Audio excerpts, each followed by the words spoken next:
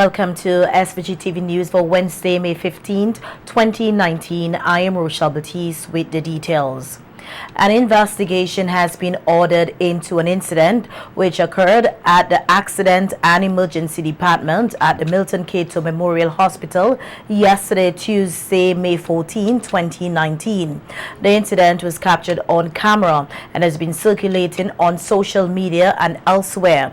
The video shows a woman lying unresponsive on the floor at the doorway of the Accident and Emergency Department while hospital staff and other persons look on.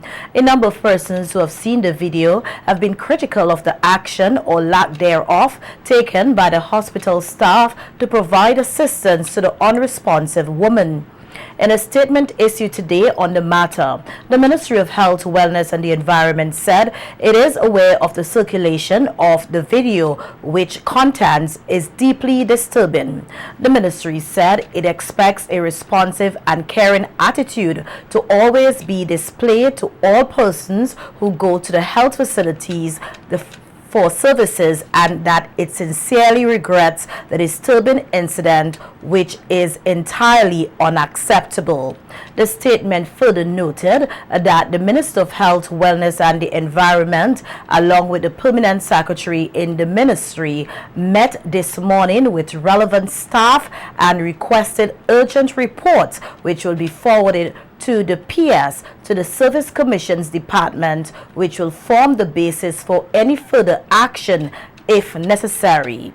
In relation to the condition of the woman seen lying on the floor in the video, the ministry said she was treated and admitted to a ward at the hospital for continuing observation and care.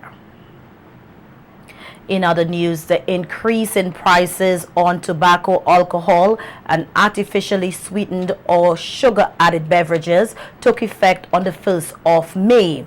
These products were among several increases announced in this year's budget. However, the Ministry of Trade and Consumer Affairs has launched an investigation into some unscrupulous businesses who reportedly raised the prices of some of these products before May 1st. This is according to Minister of Finance Camilo Gonzalez, who said that he was made aware of this practice and noted that it was largely on alcohol beverages.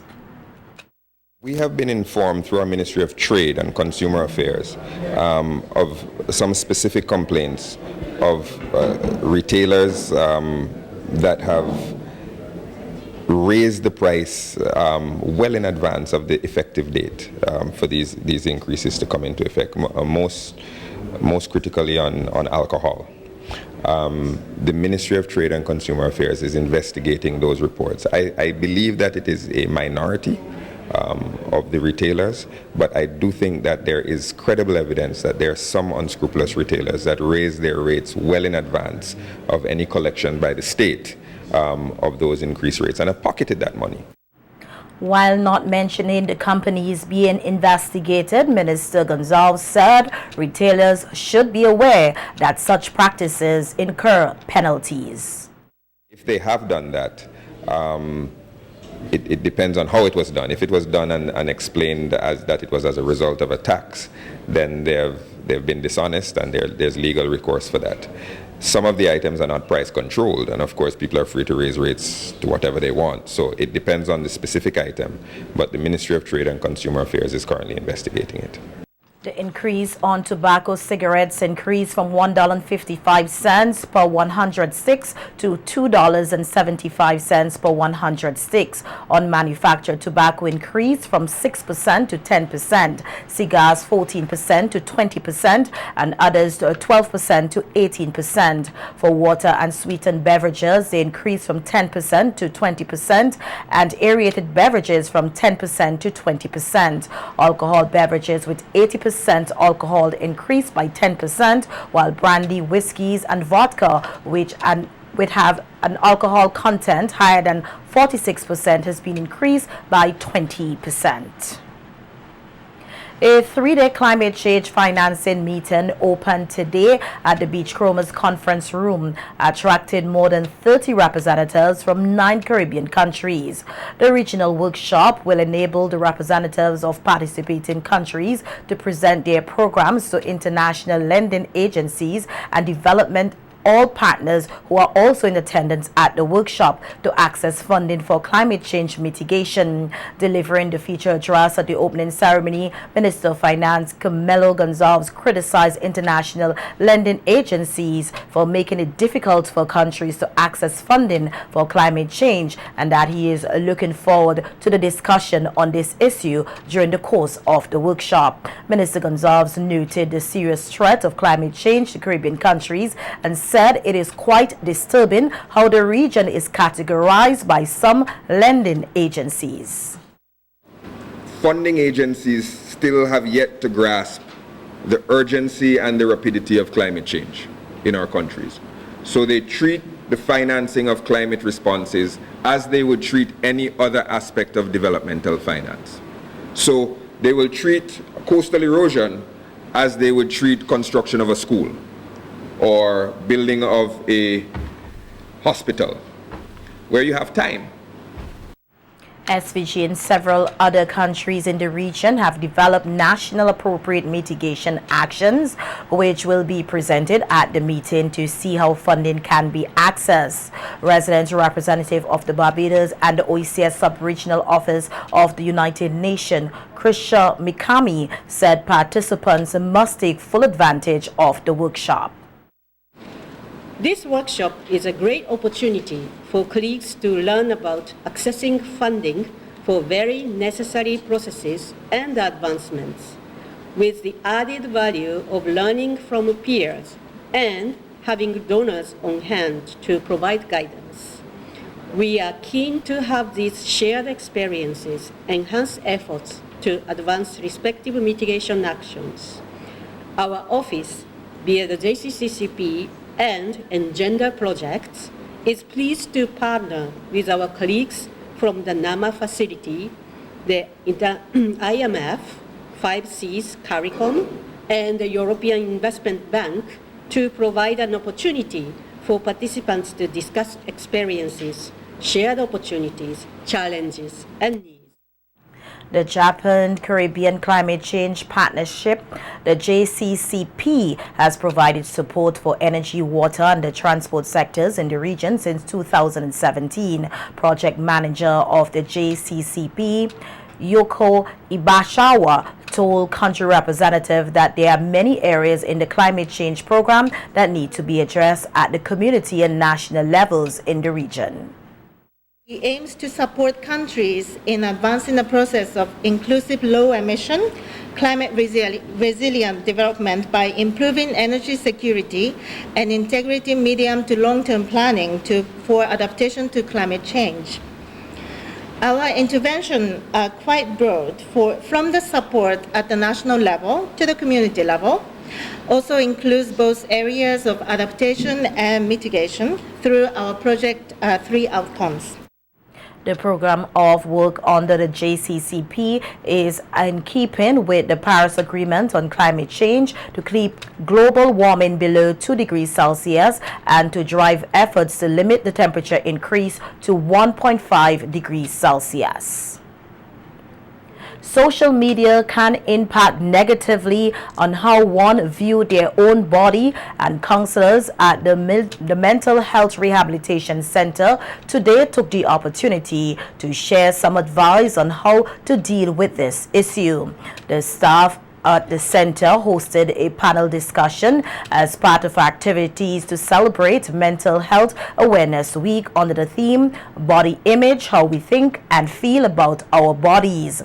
The activities commenced on Monday with a message from Minister of Health Luke Brown, a visit to the facility on Tuesday by a secondary school, and today's panel discussion. Other activities for the week will include internal sessions with patients and staff on the issue of body image. The activities are designed to assist in facilitating good mental health and combat the stigma associated with mental health.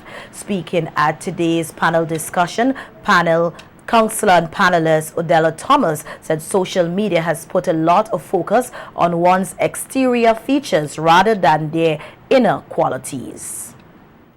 Veg just in the corner there, and that's what we eat because we do not want to get bigger or stay the same size. So I appreciate that a lot of influencers now are going the more body positive route because we are so focused on the outside and how we look that we do not do any work on our inside. So mentally, we don't have clarity. Emotionally, we are stunted. We are struggling and we are not happy. It's more than how I look. Are you happy with the person you are? Because you can exercise away fat, but you cannot exercise away a nasty attitude.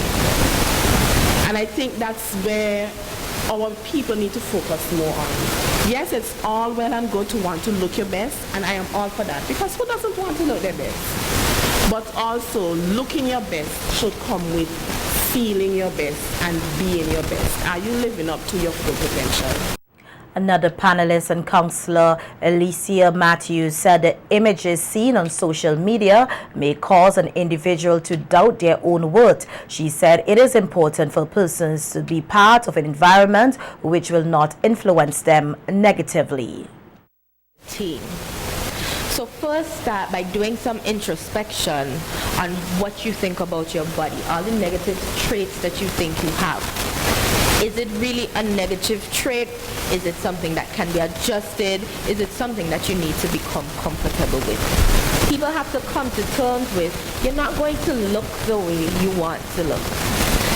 And if you're going to do that, you better have thousands and thousands of US to afford yourself that plastic surgery. But realistically, people need to come to terms with who they are and how they look, accept it, and move forward from there. In addition, persons need to purge their environment. They need to purge their environment. You have all these images, all these things on social media. You're scrolling through and it's making you feel bad, but you're still sitting there indulging yourself in this. Why are you doing it? It's like self-torture. You are putting yourself through that. So people need to first start with themselves, look at themselves, and purge the environment around them of things that make them feel that they are less than. The third counselor on the panel, Ania Abbott, said no two persons are alike and encouraged persons to accept themselves for who they are. I feel bad and it must be because I'm fat. No. Begin to identify the real reason behind why you feel bad and separate it. Separate that bad feeling. If it's because somebody said something to you, then fine. And leave your weight out of it. And lastly, self-acceptance. Nobody's going to accept you more than you accepting yourself. You are unique. You are special. Whatever shape you have, that is perfect for you. I'm not saying if you have weight that you should not lose weight if you feel that it would be necessary, health purposes and so on. Fine, go and lose weight.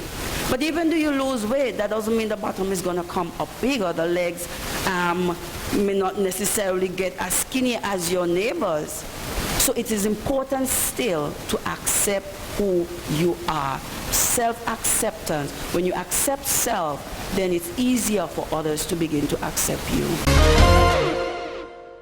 Kai Francis of the Kingston Prep School emerged winner in this year's National Primary School Math Quiz competition, which concluded today at the Girls Guides headquarters. He won himself a laptop and other prizes. In second place was Sky Johnson of the Fairhall Government School, and in third place, Andre Kwame of the St. Mary's RC.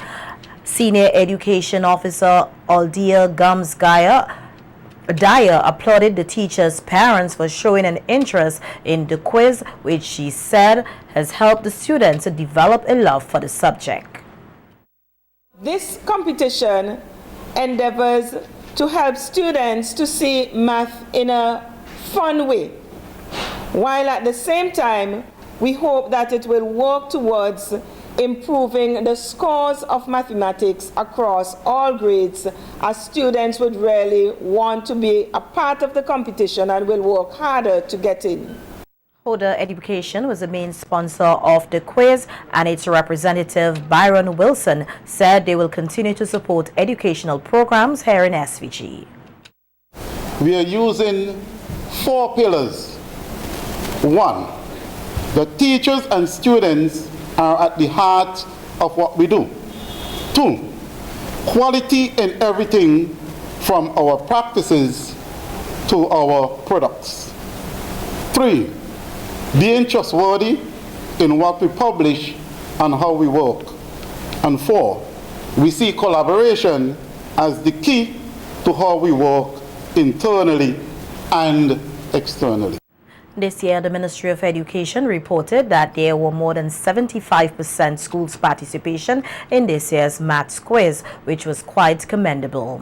And just before we move on, I would like to make a correction to a news item we carried last evening on the National Science Quiz. The winner was St. Vincent Grammar School with 65 points, represented by Joshua Brown and Nikolai Williams. Second place was the St. Joseph Convent Maricourt and not the Georgetown Secondary, as was stated last evening. The St. Joseph Convent Maricourt secured 64 points for the second place position and was represented by Gerard Nichols and Sinead Richards. The third place was the Georgetown Secondary School with 53 points, represented by Mariah Lave and Leonon Lorraine.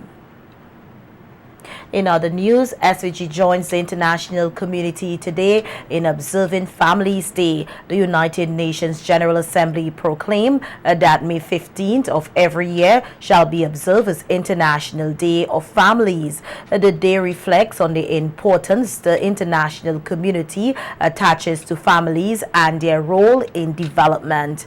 This year's observance of International Families Day focuses on families, family policy, and human and institutional capacity on climate change mitigation, adaptation, impact reduction, and early warning, as well as integrating climate change measures into national policies, strategies, and planning.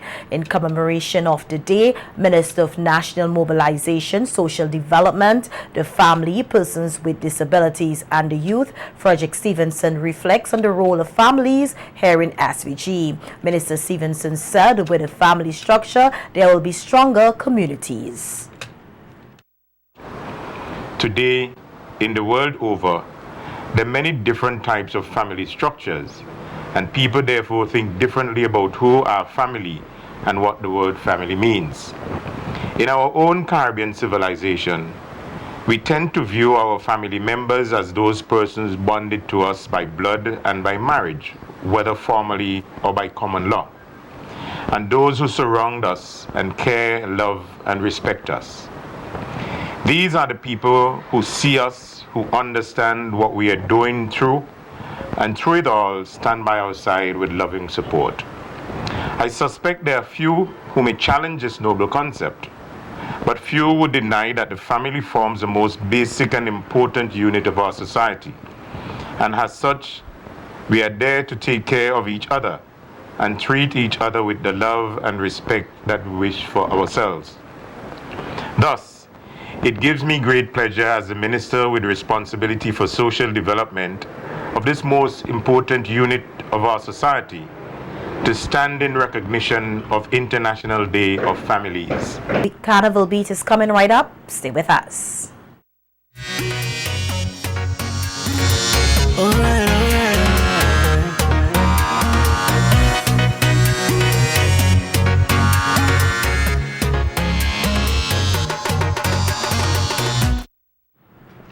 Welcome to Carnival Beat. This evening we heard that the new date set for the Queen of Calypso competition is not sitting well with at least one Calypso tent. At a media conference today, President of the SVG Calypso Association, Earl Bennett, explained that they were forced to host the Queen of Calypso competition on June 7th, the same date when the Dynamite's Calypso tent in New York will be hosting a major event. He said the Queen of Calypso competition was originally slated to take place on June 8th, but they had to move it up a day ahead because of a competing private show to be held at the Victoria Park. We had the show for the 8th. Then we had for the 7th, then we changed because our lone tent in New York, Dynamite, had an issue, as you heard Ms. Windsor saying, and they had to reschedule the 7th. So we decided to go on the 8th. We just received some news which has forced us to go back to the 7th. There's going to be a big show. I'm not at liberty to say what it is, because I was told in Compton there's a big show on the 8th in Victoria Park, and we don't think it's wise for us to compete with that show, given the nature of the show, and we are the auditorium. So wisdom has to prevail here. Right. We understand. Although Dynamites is based in New York, they are a member of our family, and we don't want to clash with them. But sometimes unforeseen circumstances force you to do what is best, what is practical.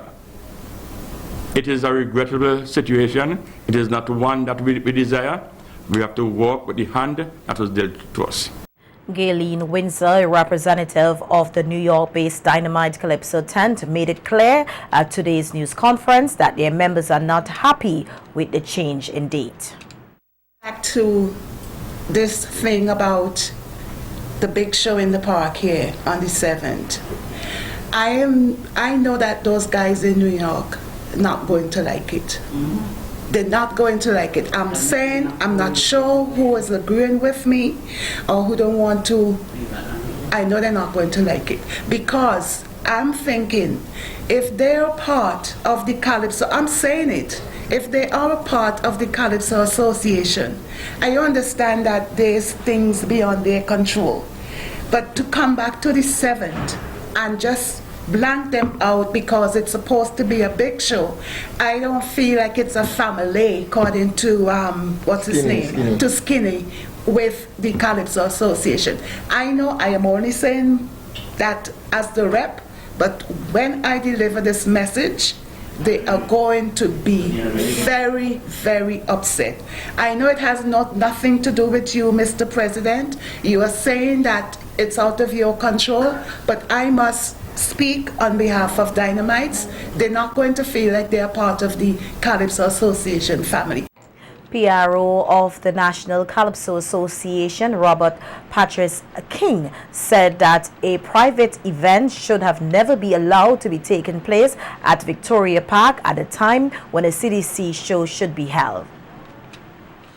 No organization in this country is bigger, okay, than a national concern.